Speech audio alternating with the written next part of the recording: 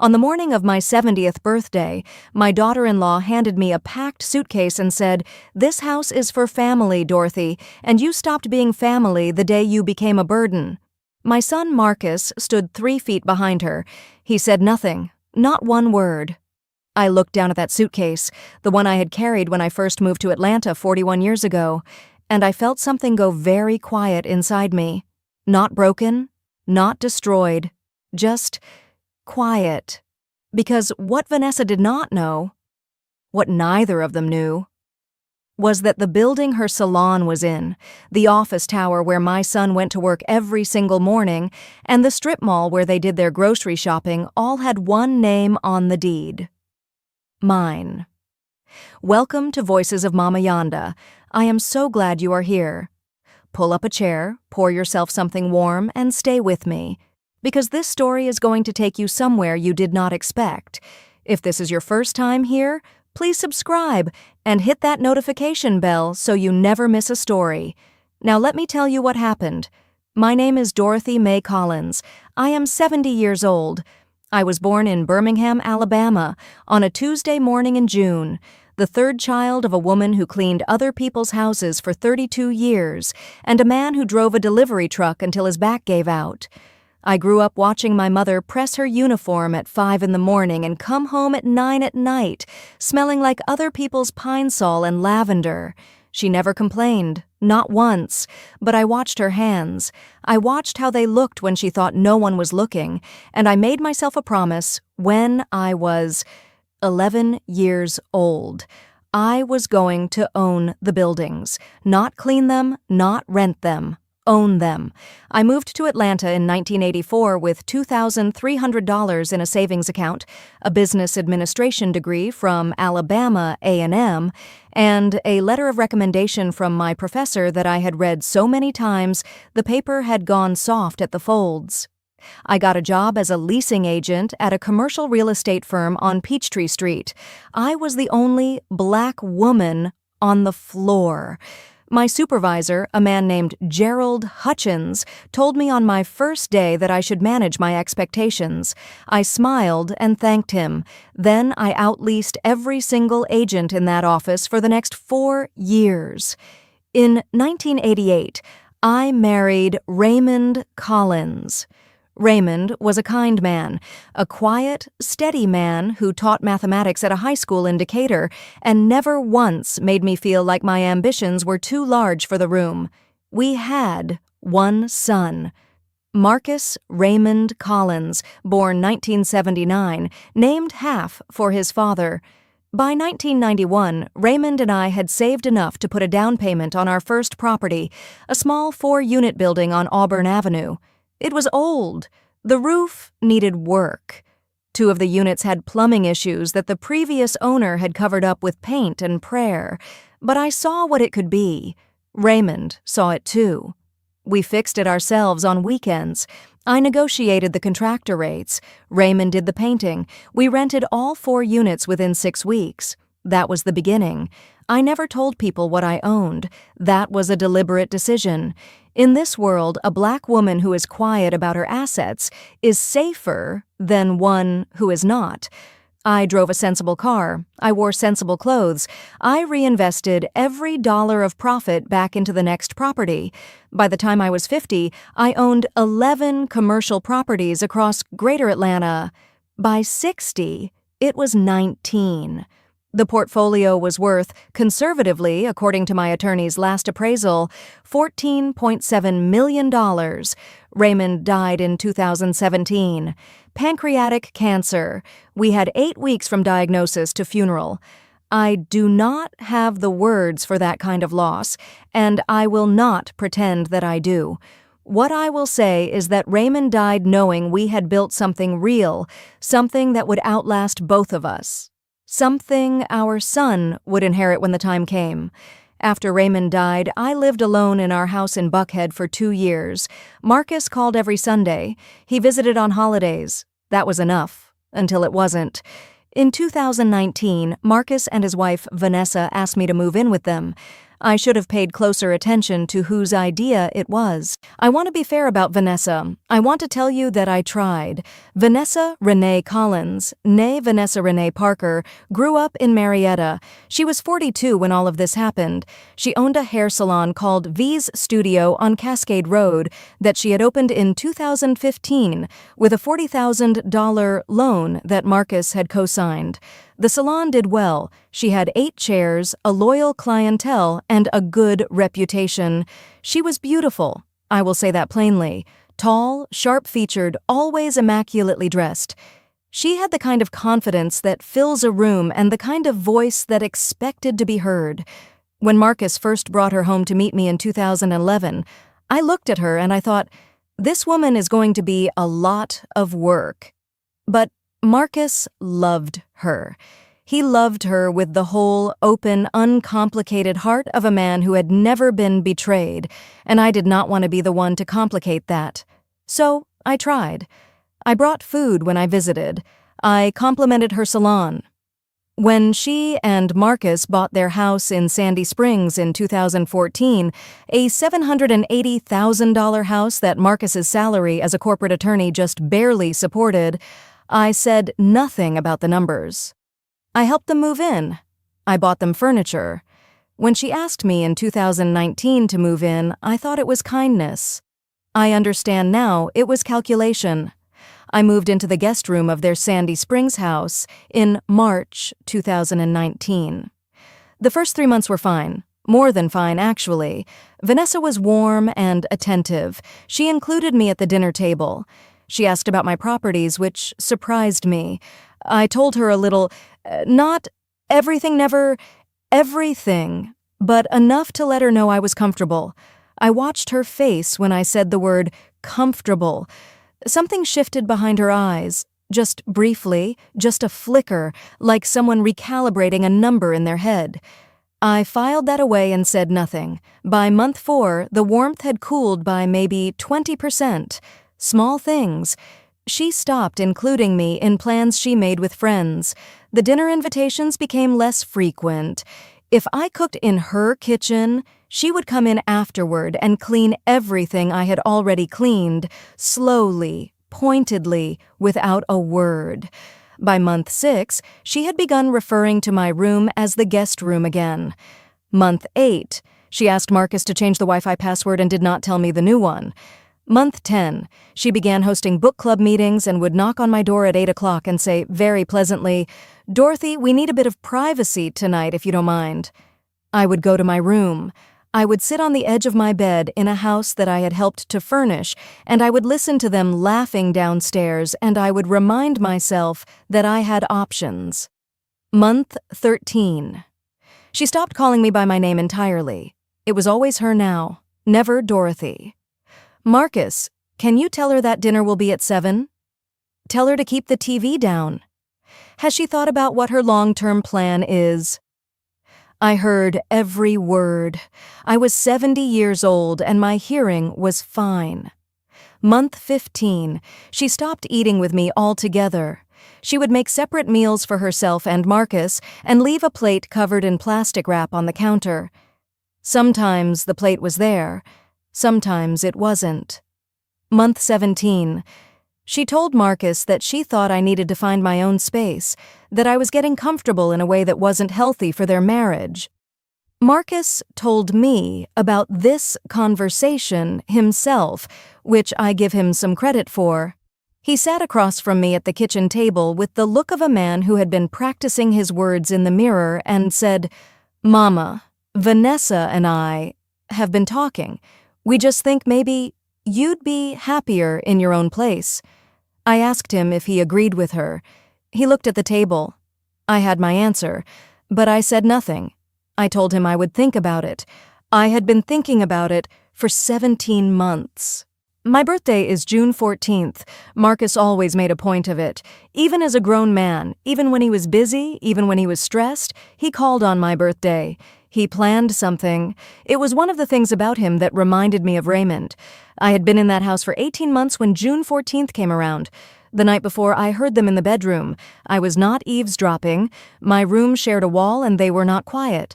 I heard Vanessa say, "Tomorrow. We do it tomorrow. It's the perfect time because she'll be emotional and won't make a scene." I did not sleep that night. Not because I was afraid. I was not afraid.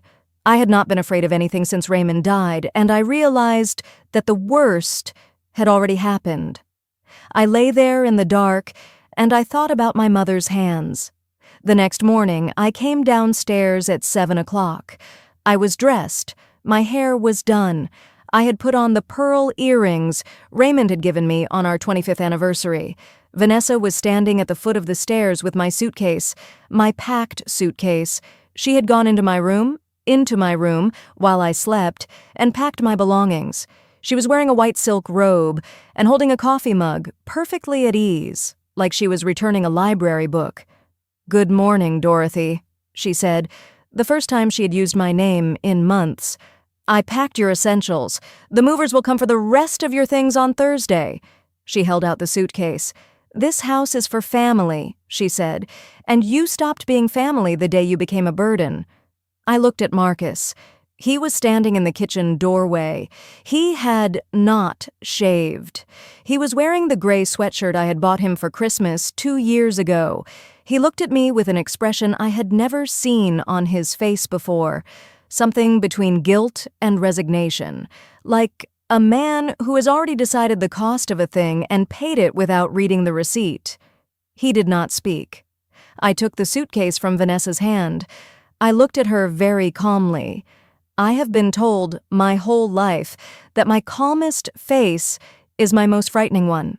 I used it now. "Thank you, Vanessa," I said.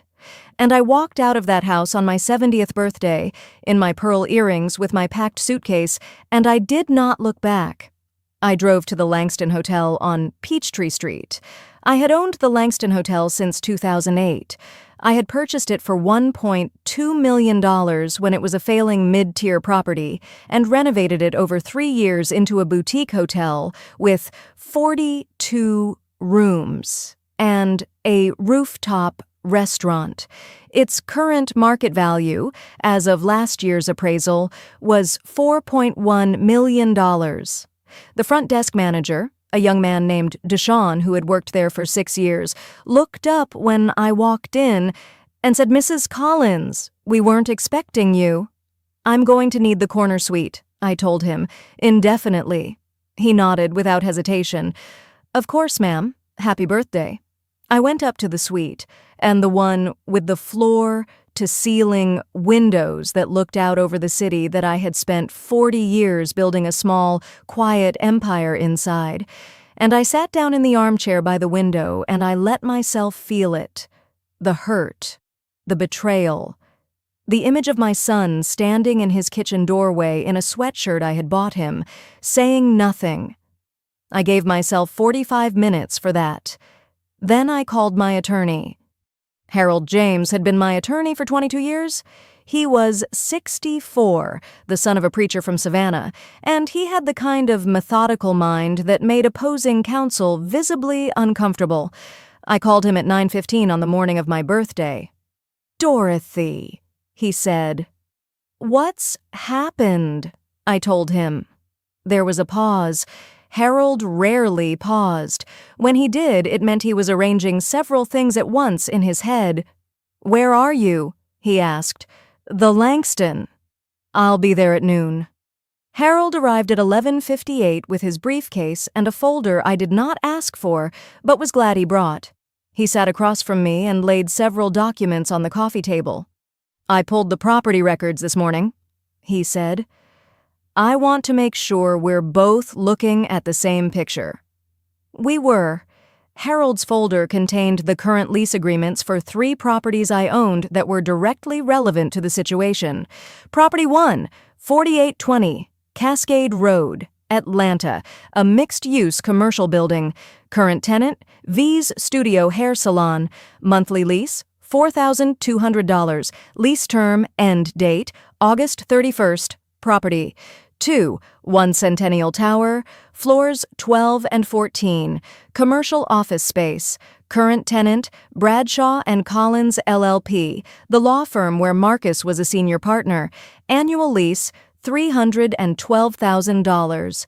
Property. 3. Brookhaven Common Strip Mall, where Vanessa did her grocery shopping. I looked at Harold. Harold looked at me. She had no idea, I said. None, he confirmed. 3 days after I left that house, my phone rang at 7 in the morning. The number was unfamiliar. I almost didn't answer, but some instinct I have learned to listen to over 70 years, made me pick up. Mrs. Collins, this is Jennifer Okafor. I work at Bradshaw and Collins with Marcus. I'm sorry to call so early. I didn't know who else to reach out to. Jennifer Okafor was 31 years old. She had been with the firm for 4 years. I had met her once at a firm holiday party 2 years prior. Jennifer, I said, tell me what's on your mind. What she told me took 11 minutes. Vanessa had been at the firm twice in the past month, not as a client, socially. On the second visit, Jennifer had gone to Marcus's office to bring him a document and had heard through the door Vanessa saying, "She doesn't have as much as you think. The properties are mortgaged. I checked. We need to move on this now before she changes her will." Jennifer had not meant to hear it. She had stood in the hallway for 3 seconds and then walked away. "I didn't know if I was doing the right thing," she said. "You are," I told her. "Jennifer, I appreciate this more than you know. Please don't mention this call to anyone." "Yes, ma'am," she said. I hung up and sat with that information for a long time. The properties are mortgaged. I checked. Vanessa had done research. She had looked. She had found something, probably a public records search that showed some of my properties carried financing, and concluded that the portfolio was heavily leveraged. She was wrong. The mortgages she found were on 3 smaller properties. My total outstanding debt against the portfolio was $1.1 million against $14.7 million in assets. But she had checked.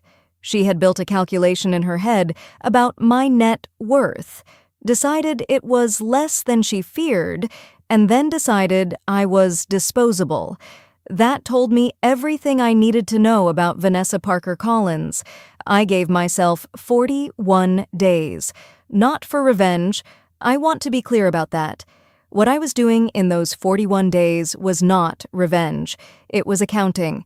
I was simply deciding what belonged to me, what I had chosen to extend in generosity, and what I was no longer extending. During those 41 days, I did not contact Marcus. He called 4 times. I did not answer. He texted 3 times. I read the texts. They said things like, "Mama, I know you're upset, and I want to talk when you're ready, and on day 32, I'm sorry, I don't know what else to say." I read that last one twice. Then I put my phone face down on the nightstand and went to sleep. On day 42, 3 letters went out. The first letter was addressed to V's Studio Hair Salon. It read that the current lease would not be renewed upon its expiration on August 31st, and that outstanding maintenance fees of $2,100 were due within 30 days. The second letter was addressed to Bradshaw and Collins LLP. It was a formal notification that the new market rate lease for floors 12 and 14 would reflect an increase of approximately 34%, bringing the annual lease to approximately $418,000. The third letter was addressed to Marcus Raymond Collins, personally. It was not on letterhead. I wrote it myself, by hand, on the cream-colored stationery I had used for 40 years. Isaren anian stai aniai endaristai I endai. I raised you to be a man who knows the difference between love and convenience. I am still deciding which one you offered me. When you are ready to have an honest conversation, not a managed one, not one Vanessa has approved, you know how to reach me. I love you. I have always loved you. That part does not change. Mama. Vanessa called me on a Wednesday morning, 12 days after the letters went out. It was 7:43 in the morning. Dorothy. Her voice was different. The ease was gone. I received a letter from your property management company. Did you? About the salon? Yes, I said. The lease expires in August, as the letter indicated. I didn't know you owned that building. There are a lot of things you don't know about me, Vanessa. I suspect that's becoming clear. Is there any possibility, she said carefully, of reconsidering the lease? There is always possibility, I said, but I think that's a conversation that needs to happen in person, with Marcus present, don't you? Fine, she said. Yes. Saturday, I said. Noon. The Langston Hotel, the restaurant. Bring Marcus. She agreed. I hung up and finished my breakfast. They came in together, which I had expected. Vanessa was dressed carefully. Marcus looked like he had not eaten properly in 2 weeks. I was already seated. Harold was with me. I let the silence hold for a moment. I have learned over decades of negotiations that the person who speaks first into silence is almost always the one who needs something. Vanessa spoke first. I owe you an apology, she said. The way we handled your move was wrong. Vanessa, I said quietly, I'm going to stop you there. We're not here for an apology. We're here because you have some practical problems that require resolution, and because my son needs to understand some things. I looked at Marcus. Marcus, I said, what do you know about DCM Properties LLC? He frowned. That's your holding company. It is. Do you know what it holds? Your properties. Some commercial buildings. 19 commercial properties, I said. Current portfolio value, $14.7 million. I saw him processing that. I saw the exact moment when scale landed. The building your firm leases floors 12 and 14 in, Harold said, is owned by DCM Properties LLC, the building your mother has owned since 2003. Marcus went very still. I watched Marcus look at Vanessa. I watched Vanessa look at the tablecloth. Mama, he said. I didn't know. I know you didn't, I said. I am not here to punish you, Marcus, I said. The decisions about these properties are business decisions, but they are not separate from what I overheard through a wall 17 months ago. Vanessa. My voice was very calm. I am 70 years old. I have been underestimated by smarter people than you for longer than you have been alive, and I am still here. Please do not insult either of us by pretending this was about stress. She closed her mouth. Marcus put his hands flat on the table. What do you want, Mama? He asked.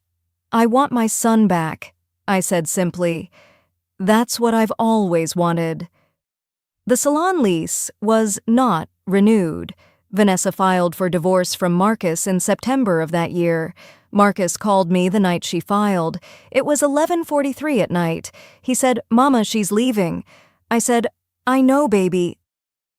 He was quiet for a moment, then, I should have said something. On your birthday. I should have said something. Yes, I said. You should have. I'm sorry, Mama. I know, I said. I love you, Marcus. Now go get some sleep. We have lunch Sunday. He exhaled, long, slow, the way Raymond used to exhale when something that had been pressing on him for a long time finally released. Sunday, he said. Yes, ma'am. I am telling you this story not because I want you to feel sorry for me. I am 70 years old. I have buried my husband. I have outlasted every person who told me to manage my expectations. I have built 19 properties in a city that didn't put out a welcome mat for women who look like me. I do not need your pity. What I want you to know is this. The woman who pressed her uniform at 5 in the morning, my mother, Hattie Mae Williams, she left me one thing when she passed. Not money. Not property? She left me her hands. I have them. I see them when I look at my own, at 70, with the same worn knuckles and the same quiet strength. She never owned the buildings. But I did it for her. I did it for the 11-year-old girl who watched her come home tired and swore it would be different.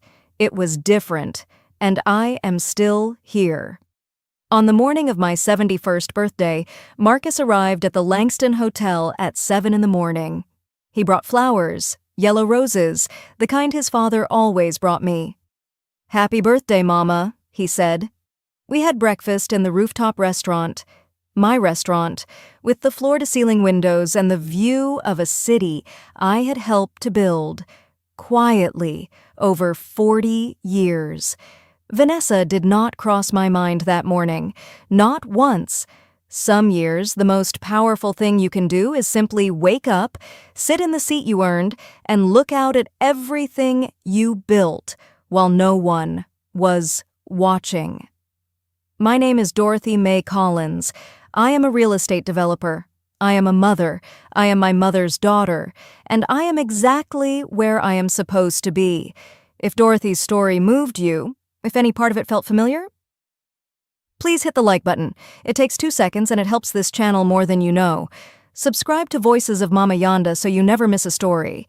And share this with someone who needs to hear it today. I will see you in the next one.